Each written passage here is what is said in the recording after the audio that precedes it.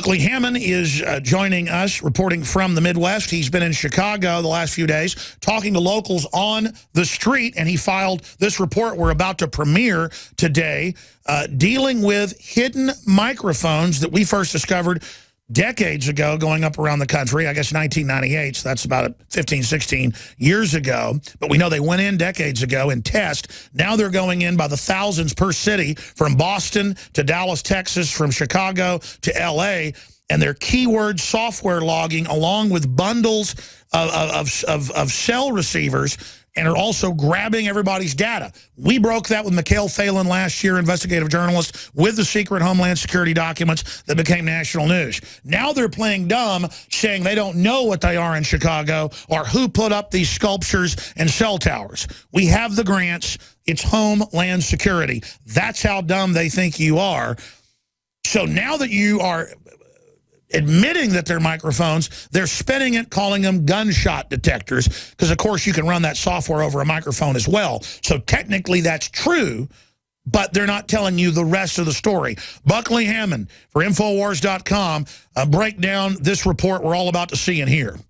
Well, you know, this is you totally hit the nail on the head, and this story I think is a lot bigger than what people realize, because just like you're saying, each time that they roll these systems out, they try to sort of spin it and try to make people think that it's some sort of beneficial circumstance that they're trying to ameliorate or something. Because you know, one of the polls that we walked up on had a big whole sign that was talking about how it was better for the environment because it uses solar energy and wind energy. But it's really just to sort of, you know, initially pierce the consciousness of the people so that they walk around and they see something and then they think it's innocuous, and they don't realize that it's actually eroding their freedoms. And speaking of the people in Chicago, you know, I've spent the better part of the last decade up in Chicago, and they are just wonderful, honest, salt-of-the-earth people. They're really intelligent, and so much creativity and warmth, you know, from the people in Chicago and in the Midwest in general. You fell in love with Chicago. Absolutely. I have a lot of admiration for the people up there. But, you know, one of the things that's really interesting is that when we shot this report and even walking around and talking to people, to a person, every single one of the people that we talked to was aghast. They were horrified that these programs were being rolled out, especially when, you know, I sort of described what the ultimate result and goal and possibilities. We're going to come back and talk about that after the report, but that's the good news. The people are against it, but the system is still doing it. That's why they want to keep it secret. We're not keeping it secret. Here's the report. Chicago, the quintessential American city, renowned for its innovative architecture, art, and culture of honest, hard-working people. Something is not right in this all-American city. There's a quiet technological program that is slowly being rolled out that will further erode the privacy and rights of its citizens. We hit the streets to find out the real story. Here we are at Benito Juarez High School in Chicago, where behind me you can see one of these technological light poles that's been installed. This right here is built as a hybrid system, and supposedly all it does is it collects energy through wind and solar to create ambient lighting in the evenings. These systems are usually introduced as a guise for collecting large metadata or for somehow helping the environment in one way or another, when we know that the truth is altogether more sinister. First, it'll be a system like this. Next, it'll be a system that's just collecting metadata like the NSA says, and then they'll go beyond that to introduce their complete and total totalitarian system right here in the heartland of America. Behind me is an example of one of the most nefarious systems that's been installed in Chicago. This is a speed camera. These cameras were installed on the streets of Chicago against a major public outcry. These cameras, in addition to the red light cameras, are just more robots using automation to slowly strip you of your right to privacy. And many conclusive studies have actually found that it makes driving even more dangerous. This pole right here is a perfect example of a totalitarian system that's put in against the will of the people to take your rights away. Now let's talk about the sculptures that are going to be tracking all the data on our cell phones as we walk by. Sculpture. It stirs the senses, and as art can feed the soul. Usually we think of it as a passive object, innocuous. Or is it? The Chicago Tribune reported that this program was being rolled out into the core of the city. Sensors disguised as decorative sculpture would scoop up big data on the surrounding environment and the people passing below. The sensors would be enabled to observe cell phone traffic and collect data on pedestrian behavior. These spy devices would be positioned in the highest traffic areas downtown, along the corridor of the Magnificent Mile and the surrounding loop. The proponents of the system argue that their intentions are pure, that the data gathered would be used only for better understanding the environment and nothing more. However, privacy advocates warn of potential abuses, and that setting this precedence would open the door for further digital intrusion. The most disturbing aspect of this program is that it seems it will be implemented with little oversight and almost no public consent. Here we are across the street from the Tribune newspaper building, who published the article about the sculptures that are going to contain the sensors that are collecting your data. We're going to ask some people here in Chicago on the street what they think about that idea. So Chicago is going to be implementing a program where they're going to be putting up sensors on light poles that are disguised as sculptures that's going to be collecting your data as you walk by off of your cell phone. How do you feel about that? Well, I think that this is a complete invasion of privacy. I mean, whatever I'm doing on my phone is my business. It's not the government's business, and it most certainly isn't the people of the world's business. No, that's far out. I haven't heard anything about sensors on statues. That's crazy. But now that I think about it, it doesn't surprise me. Everything collects your data these days.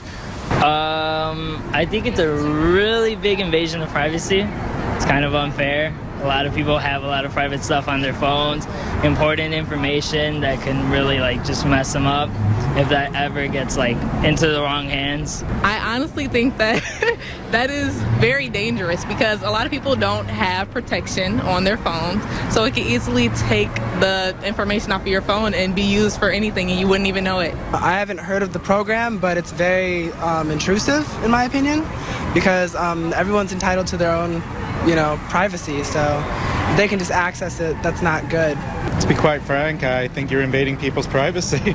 In light of all the recent celebrity scandals where protected information has leaked, would you trust Chicago with your private information? No, not at all. I wouldn't even trust my friends with it, so I wouldn't trust I wouldn't trust, Chicago. We don't know what they're doing, and they're not going to tell us, so. No, not at all. Celebrity or no celebrity, it's just an invasion of people's privacy. We should be able to live normal lives without having to worry about a sculpture, having a camera inside of it. Probably not. I'm pretty private about my data. Yeah.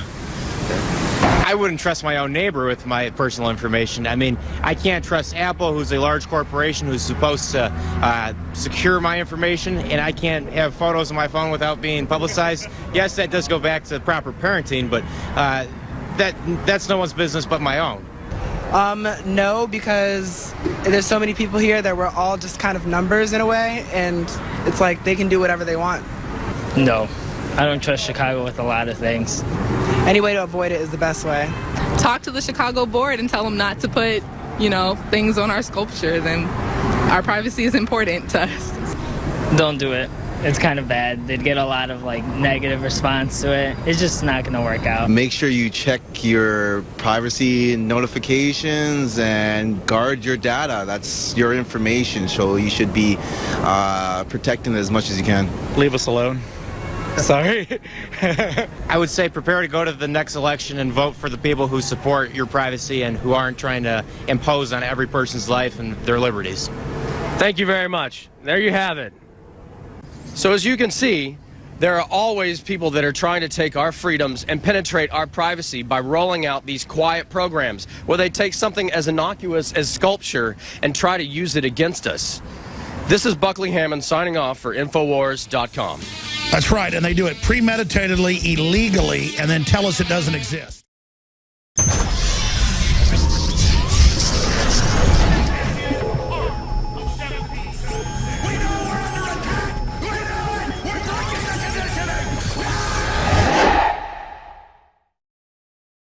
Apple's got Bono, the UN sympathizer, globalist, who's been caught giving less than 2% of the charity money he raises for children to the children. He keeps it for himself, a fat, disgusting maggot pig.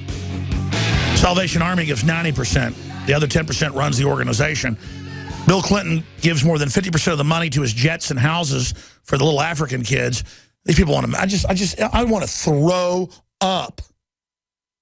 I just get Apple off the screen.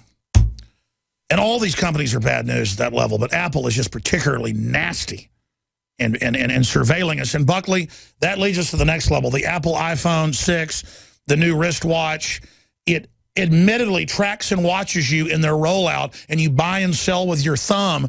Do people realize how much danger we're all in? Well, you know, it's interesting because it seemed like when I was talking to a lot of people, they were very conscious and aware of their privacy. And I was just looking over this, the Apple blog about the release, and something really struck me. There was this statement on there where it says the iPhone 6 can judge distance and elevation so you can get credit for flights of stairs and all of those fitness apps. Well, that instantly, I just thought back to like, man, if... It's carbon credits taxing us like THX 1138 on our amount of exercise, and all that data is to be given to the insurance companies. This is the total surveillance grid taxing you for drinking beer. It's here. Apple is the UN. They are Satan. They are the devil. They are horrible. They run death camps. Go ahead. I'm sorry. Well, all that is true, but, you know, it's so interesting that technology, like just about everything, is a double-edged sword. In fact, you know, I shot that report that we just watched on an iPhone, and so it's amazing that I could just have a microphone, plug it into my iPhone. My fiance was the camera person, and she shot it, and, you know, we edited it and put it up, and it wasn't probably the best report ever in the you know, span of humanity, but it's pretty amazing that with the technology, what you can use it for if you use it correctly. And what I think... Exactly. Again, it's got all the little pieces of tech that engineers developed are great, but put together, fused, it is a tool of Sauron. It is designed to enslave, and it's built in death factories. Yes, I think that that's a really reprehensible aspect of it. One of the things that I think is the most important is that it's up to us to pass on to the next generation the principles of liberty so that they understand it's the up foundation. to jailbreak the phones. It's up to block the bad apps. It's up to us to tear those things apart and use them against the New World Order. If you've got an Apple product, especially, folks, and I like them over the others as well, you've got to use it against Apple. I know that sounds weird, but I'm saying we know it's an evil device. We know what it's for. We try to turn it towards as much good as possible. Does that mean the ring can be used for good? Only for a season. But I'm being honest about my hypocrisy. Go ahead. Well, you know, like anything, I think there's, you know, two ends of the spectrum. You know, on one end, you have the transhumanists who are urging us to move towards a singularity where man melds with machine. And then on the other end, you have us info warriors. And even though we're often accused of being Luddites by people that are real excited about technology, it's not true. It's about the fundamental use of technology. We don't like designing technology to be anti-human and not include... Listen, the real transhumanists, not the pop ones, but the real ones are just eugenicists. That was founded by eugenicists. Does the average transhumanist even know who founded... No, they don't. It's Julian Huxley, the head of UNESCO, the head of the UN, the same people that run Apple, the same people with Bono, or gonorrhea, or whatever his name is. This is what we're talking about. I know what's going on. I've done the research. Ignore it at your own peril. It's an evil system. The transhumanists say they're not going to give us a choice. Well, that's authoritarianism, Buckley. I agree 100%. But one thing that I think is so important is spreading this message. And as evidenced by that report, everyone can go out and do that. Go out, get your cell phones, go out, get your video camera, shoot a report, put it on YouTube, spread the word, make people aware of liberty, make them aware that the future is humanity, the future is freedom, the future is liberty. The globalist social engineers are not just targeting us with propaganda. They are manipulating our genetics. We are being targeted at every level by estrogen mimickers that lower our testosterone and other hormones and natural compounds that the body needs. The key is to be aware of this attack and to fight back against it. After consulting top doctors, nutritionists, pharmacists, and others, we have developed what I believe is the ultimate non-GMO, organic, super male vitality formula sourced from powerful organic herbs harvested around the planet and then concentrated for maximum potency. I've always believed in nutrition and herbs. Super Male Vitality was developed to activate your body's own natural processes instead of using synthetic chemicals. Super Male Vitality by InfoWars Life is so powerful that I only take half the recommended dose. Visit InfoWarsLife.com today to secure your Super Male Vitality and other powerful products from InfoWars Life.